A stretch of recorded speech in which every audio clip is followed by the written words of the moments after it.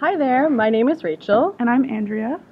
and we've put together a project for our fourth year Indigenous Studies class. And this is a seminar topic focusing specifically on the contributions of Indigenous women.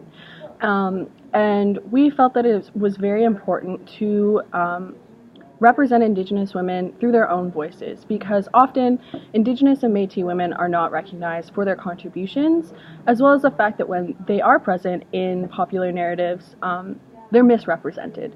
So this project was to represent the voices of Indigenous women in an appropriate and effective manner. And so one thing we were trying to do with this project was, and I have a quote here that I'm going to read. So one thing we were trying to do was tell Christi's story in a way that allowed her to speak for herself, even though we were saying some of the things. So we didn't want to be like, Christi says this, and Christi says this. We wanted to include tweets and videos and quotes and other things from her that show her perspective and what she's actually saying. And so what our goal is to do with this project is to allow people to use Christi's story, to know Christi's story, to learn more about Christi. And so the quote I'm going to use is from a Thomas King book, and so I've put Christi's name into it, and it's from a few different pages, but it's this. So take Christi's story, for instance. It's yours. Do with it what you will. Tell it to your friends, turn it into a television movie, make it the topic of a discussion group at a scholarly conference. Put it on the web. Cry over it, get angry, turn it into a play, tell it to your children, forget it. But don't say in the years to come that you would have lived your life differently if only you had heard this story. You've heard it now. And so with that in mind, the way that we set up this project, it was very much inspired by Christi's work. So if you're familiar with it, a lot of times it includes different natural elements. And so we took those themes and we wanted to present Christi's story in a non-linear fashion, as well as incorporating more creative or visual elements to the story as well. So we set it up into 4 major tabs. So the first tab is roots. And what that symbolizes is Christi's nation and her ancestral heritage, as well as her own personal kinship relations.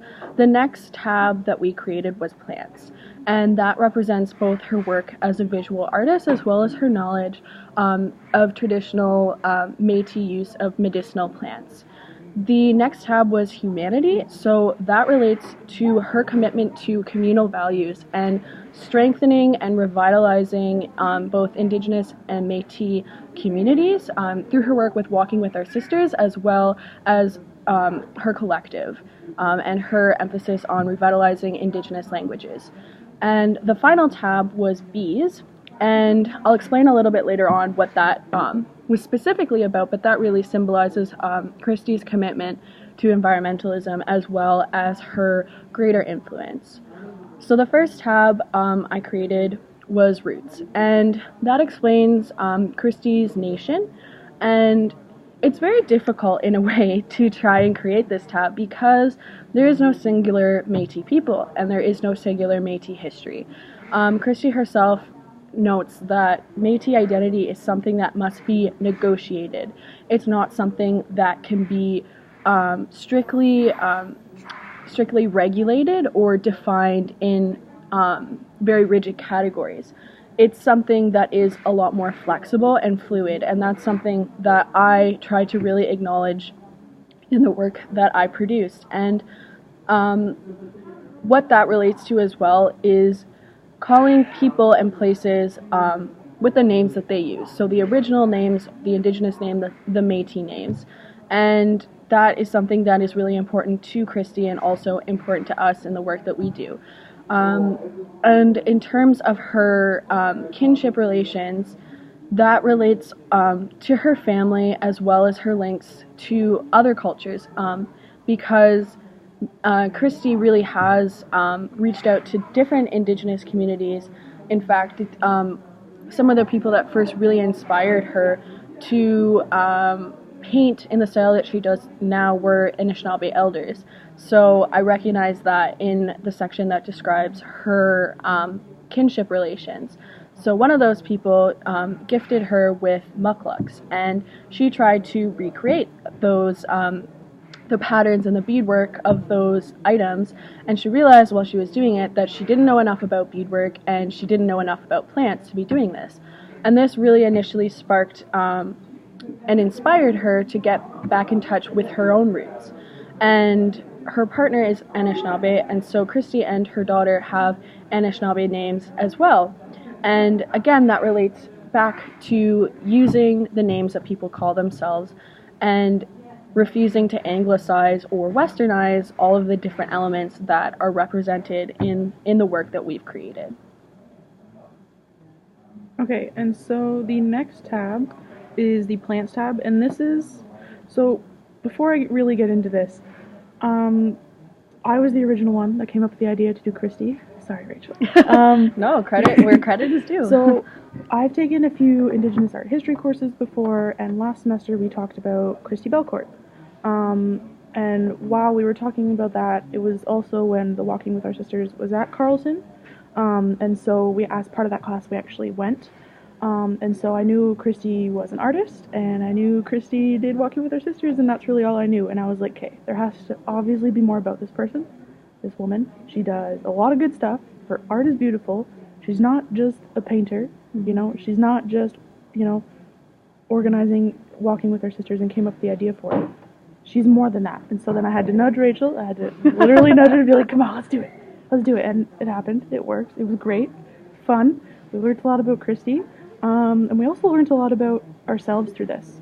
We learned about how we write things. We learned about how we present things in an academic sphere, and how when we do projects on people, it's often like, okay, this is the person, and this is what they're good at, and this is what they're not so good at, and that's basically who they are. We don't talk about, okay, their opinion. We don't talk about, you know, their own, we don't have their own voice other than a few quotes, typically, in a presentation. And so what I tried to do throughout, what both of us tried to do, but I know what I personally did, is I tried to include tweets and videos and quotes, which I know Rachel did the same, to allow Christi to speak for herself with these images and with these, with something visual there rather than us getting out of like a newspaper article or something.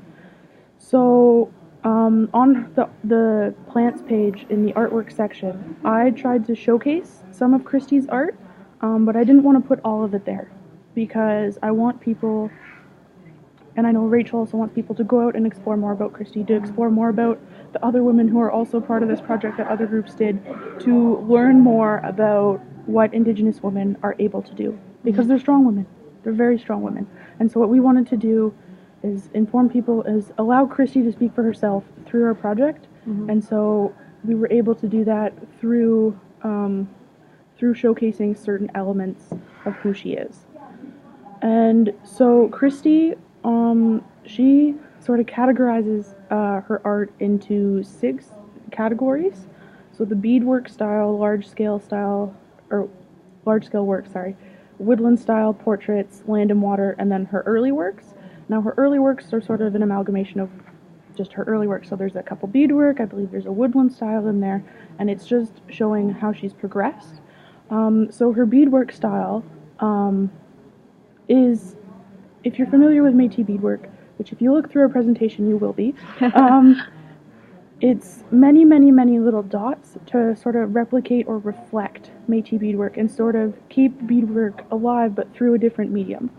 And so a lot of her woodland style, from what I've noticed, they remind me of Norval Morrisseau's work, but they're not Norval Morrisseau's work. She's not copying Norval Morrisseau, but she's using a lot of his stylistic elements and the way he depicts things in his work, which is why I believe she called it woodland style. Yeah.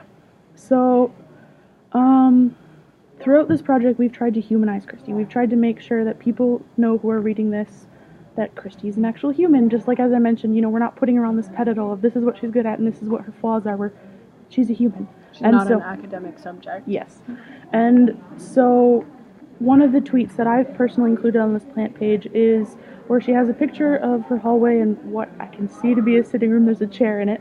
And she says, canvases are everywhere. My entire house is just an extension of her studio. So it's sort of adding to this thing of, well, she keeps creating these pieces, right? You know, she's not this perfect human being that if you were to go into her house with a television camera, you know, it might be perfectly cleaned and all that. it's a bit messy, it's a bit cluttered, like many, I don't want to say all of us, but like many people, me personally. Yeah. And so even if doesn't typically have a lot of clutter, it's that human aspect of she is an academic subject and she isn't always perfect, though she is pretty awesome. And so Christi also does quill work. She uses porcupine quills. Based on what her Twitter says, she's only started recently. She made a post about a year ago, in 2015, showing her quill work. And so she used porcupine quills. They were dyed, and they have to be wet to be able to use them properly. I could probably never do quill work, so I really admire that. Something that was a bit of an issue for me to overcome was talking about Christi's achievements and awards. Not because I don't think she didn't deserve them, but because it was difficult because we were unable to interview Christi for this project.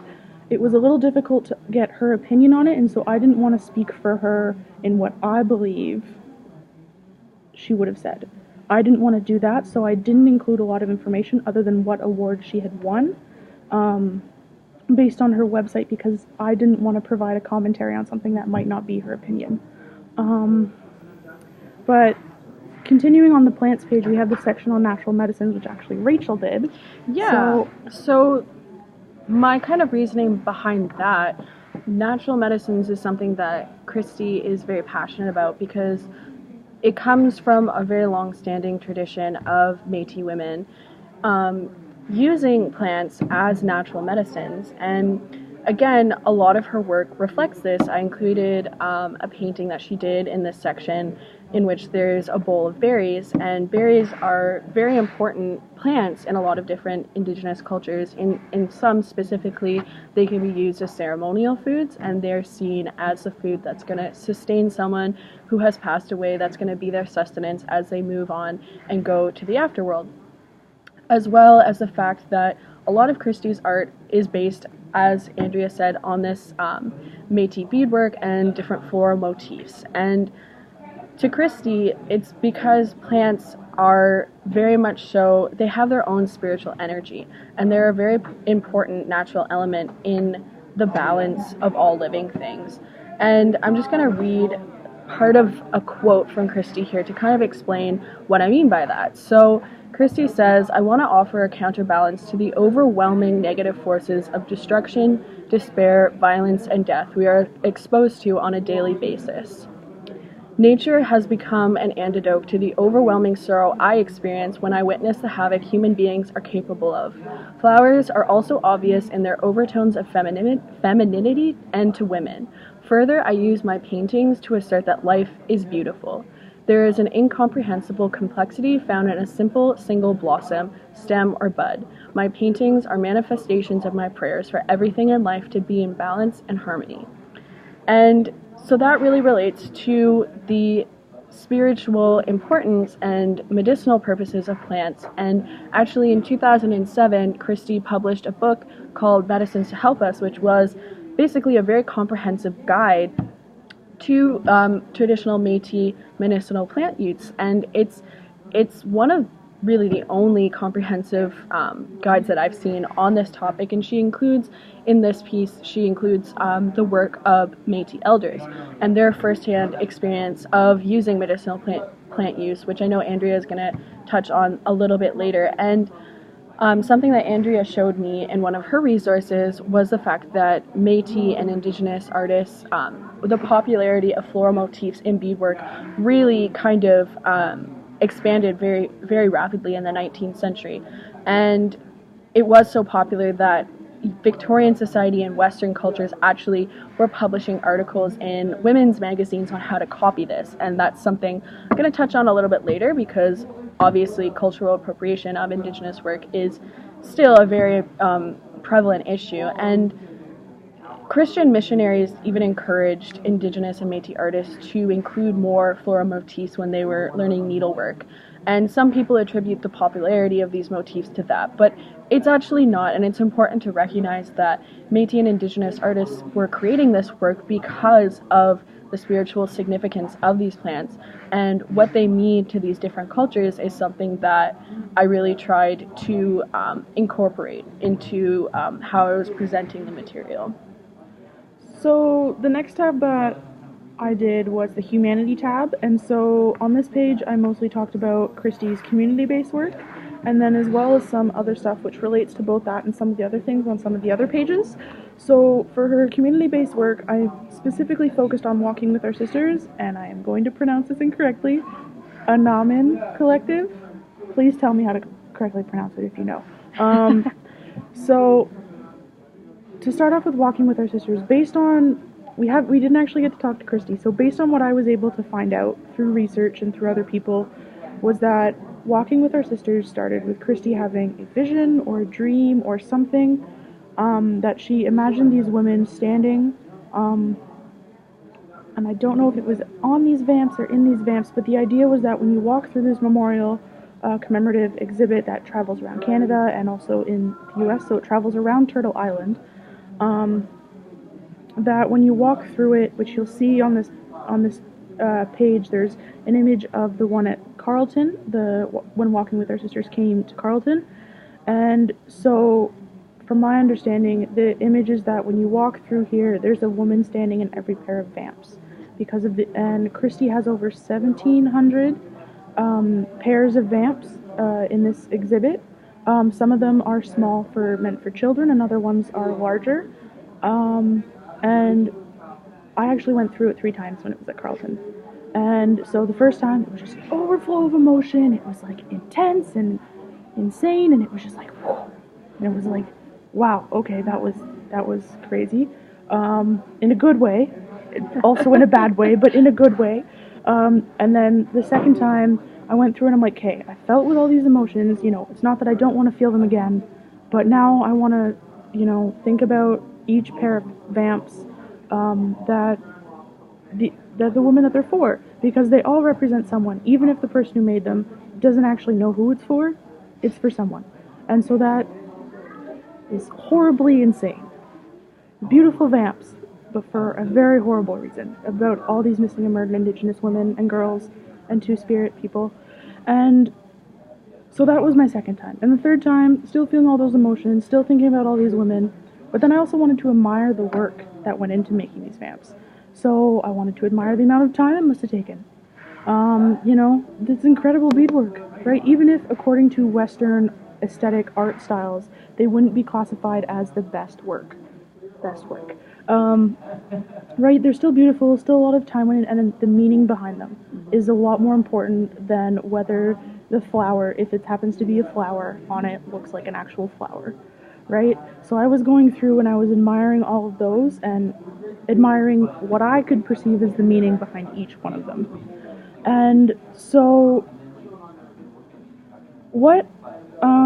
also on this page about Walking with Our Sisters, I included a poem of a woman saying a poem that wasn't by her, to sort of reiterate that the issue of missing and murdered Indigenous women isn't just, something that Christi is involved with, but many people are involved with, both Indigenous women, Indigenous men, Indigenous Two-Spirit people, non-Indigenous people. Many people are involved with it, and so that's what I wanted to reiterate with that. I'm gonna say it wrong again, Anamin Collective is, from my understanding, it's Christi, Isaac Murdoch, and Aaron Consmo. I might have said that incorrectly. They created this collective to revitalize language, revitalize Indigenous culture, revitalize traditions and working with the land and knowing about medicines and traditional medicines and all this stuff. And so what I know Isaac and Christi have been doing is they've been creating art pieces and selling them. And so then the money's been going to this collective, specifically the Land Fund, because one of the projects they have is a language house. And so what they do is for 3 or 4 days, they go and they speak in whatever language is in that area for those 3 or 4 days. And in one of the images I saw, if you wanted to speak English, you had to stand under the Queen in the corner, which I thought was very funny, and I laughed out loud when I saw it. not gonna lie. And so it's sort of revitalizing language while also, putting humor into it, being humorous about it, making people smile, making people laugh while still thinking about colonialism and assimilation and what that's done for the culture, and sort of resurging back against that. That's the word I could use. And so Christie's made many different pieces for this. There have been youth who've been involved with it. There's been elders who've been involved with it. Lots of people have been involved with it, and I actually really admire what they're doing. But this isn't all that Christie's done. So on this page, I also have the book that Rachel already talked about, Medicines to Help Us, and I didn't provide as much information as Rachel did, specifically because I only meant to present it as a way that Christie is also giving back to the community, even though you have to buy it, right? But it's giving back this knowledge to people.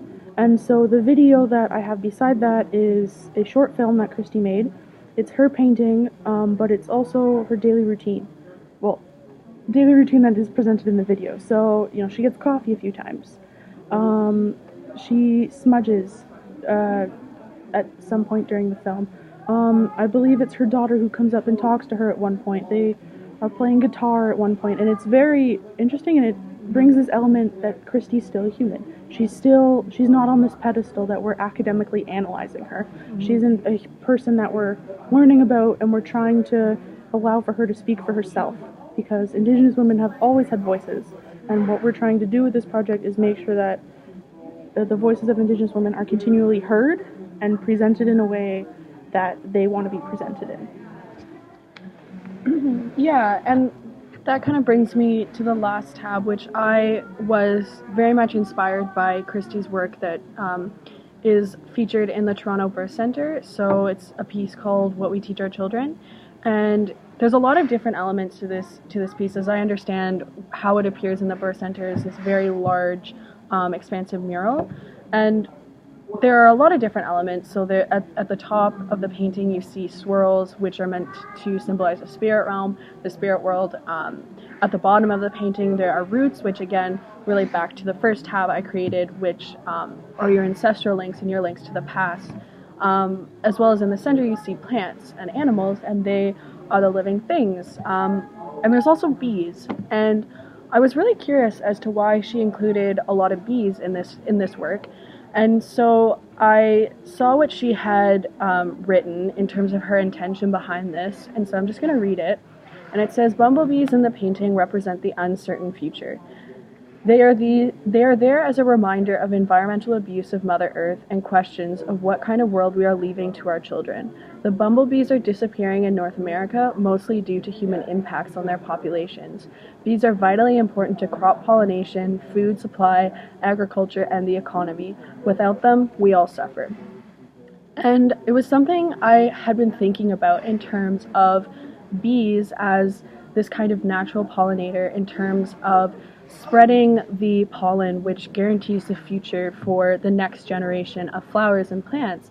And bees also don't really act for themselves, they act for the hive, and they are really fiercely protective of their queen because they know that she is the giver of all life and she regenerates the hive. And bumblebees are, like Christy said, vital in terms of providing pollination for wildflowers and agricultural production. So they help us in many different ways. And despite all this, some populations have decreased up to 96% across North America. And again, that relates back to human impact, and the balance that exists within all living things has very much so been disrupted by humans. And a lot of the work Christy does is working towards cultivating this collective responsibility to restoring that balance, and also this collective responsibility not only in ensuring Mother Earth and all the different elements can sustain this generation, but future generations as well. And what kind of world are we leaving behind for not only our own children, but our grandchildren and every other generation after that? And I also thought of bees because in a lot of ways, I now kind of think of Christy as a bee, because she's very hardworking. She's very meticulous in her work, And she's also spreading her influence and spreading her message, just like a bumblebee buzzes from one flower to the next. She is out there and she is on the ground. She's doing the work that needs to be done. And one of the major influences that I wanted to touch on in this tab was the collaboration that she did last year with the House of Valentino, which is a pretty renowned Italian fashion house. And the reason why this is so important, and I already kind of mentioned this briefly, so cultural appropriation has obviously impacted a lot of different racialized groups. And unfortunately, in a lot of ways, Indigenous people have been severely impacted by this issue. And the fashion industry, of course, has been one of the number one culprits of this misrepresentation. And some people might wonder, well, okay, like, they're just being inspired by another culture and they are, quote unquote, honoring it in a way and presenting it to others to enjoy. But that's not exactly how it works. So cultural exchange and cultural appropriation are two very different things. So cultural exchange should be mutual beneficial. Cultural appropriation is not, because it doesn't acknowledge the fact that Western culture often demands assimilation. So, in other words, a really useful way that I've understood this issue is you're telling your neighbor that they have to act exactly like you, but at the same time you're stealing from their family heirlooms. It doesn't make sense, it's not reciprocal, and it's really problematic in a lot of ways, because oftentimes you're promoting and perpetuating these very negative stereotypes about Indigenous people. So that was one of the first questions Christi had when she was contacted by this designer, and she admits at first she thought it was spam. She didn't think it was real. But they contacted her again, and they were really serious about collaborating with her because they were inspired by her Peace Water song, and they wanted to include some of the patterns in their 2016 collection. And one of the first questions she asked them was, have you ever sent models down the runway wearing Indigenous headdresses? And they said no. So that was check one. And the next thing she asked them was about their environmental stance. And oftentimes the fashion industry is very poor in terms of the environmental damage that they are committing. So Valentino has actually been ranked as one of the best in the industry by Greenpeace, and yeah, so that's a good thing. The other thing is they've also been recognized for committing to create greener practices by 2020. So that was really important to Christi, and she said that if that hadn't have been the case, she wouldn't have done this in the first place. And while it is still very important to be critical of an industry that is fundamentally based on capitalism, on Western conceptualizations of beauty, and also the sense of materialism and consumerism, it's still very important to recognize this as basically as a new precedent that Indigenous and Métis artists can and should be seen as collaborators for other artists and designers, and their work needs to be credited, and it needs to be a collaboration, meaning it needs to be mutually beneficial and respectful, as opposed to exploitative, as opposed to just seeing something and taking it and then crudely mass producing it in a really oftentimes bad and offensive manner. And there's been lots of examples of that, but this is sadly one of the few positive examples of an Indigenous and Métis artist being credited for their work, and it's been seen, celebrities have been wearing this dress, and again, that's not necessarily something that's that important, but in some ways it is, because that is a very visible recognition of Christi's work. It's out in the popular sphere, and people can look at it, people can admire it, and then realize that this comes from a very long-standing tradition of Métis beadwork, Métis artists, and their contribution is finally starting to be recognized within the mainstream.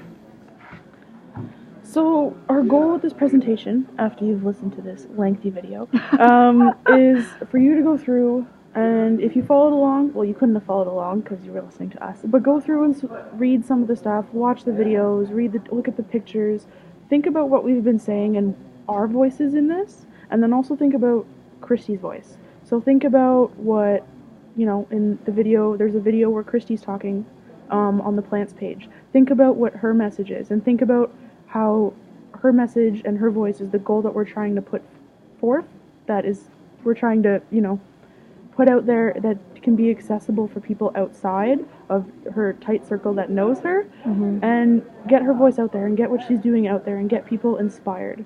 So going back to that King quote, and, you know, share her story, Mm-hmm. right? Learn more about Christi. Meet her. Do something based on this, because you can't go back and say, oh, I would have done something different later if I had known this. You know it now. Mm-hmm. So, thanks.